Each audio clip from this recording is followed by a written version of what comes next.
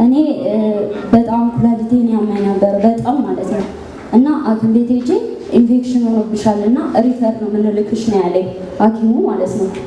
ጭራሽ እዚህ አንችልም በጣም ኢንፌክሽን ሆኖብሻል ነው ሲለኝ በቃ እስከ ሪፈር እስከምንልክሽ ድረስ ክኒን እንስጥሽ ብሎ ክኒን ሰጠኝ። ክኒኑ የባሰ በቃ በጣም መቀመጥ እስከሚያቅተኝ ድረስ ማለት ነው። ቁጭ ብዬ መነሳት ሆነ። ተኝቼ መነሳት ነው እንጂ ጭራሽ መቀመጥ አልችልም፣ መተኛት አልችልም።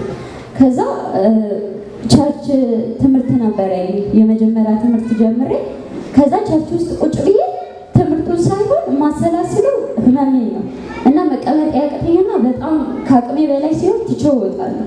ከዛ እዚህ መጥቼ ተጸለየልኝ በጣም ማለት ነው እና አልቅሼ ነው እዚህ መድረክ ላይ ቆሜ በጣም ከአቅሜ በላይ ስለነበር በጣም አልቅሼ ነው እና የዳንኩት እዚህ ማለት ነው።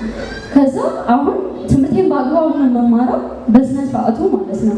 እግዚአብሔርን በጣም አመሰግነዋለሁ። ከዚህ በኋላ ያለው ህይወቴን ራሱ በጣም አሁን በሰለ የለም ጭራሽ ማለት ነው። ሌላው ቀርቶ ሐኪም ቤት ሄጄ ማረጋገጥ የለብኝም ራሴ በጣም አውቀዋለሁ።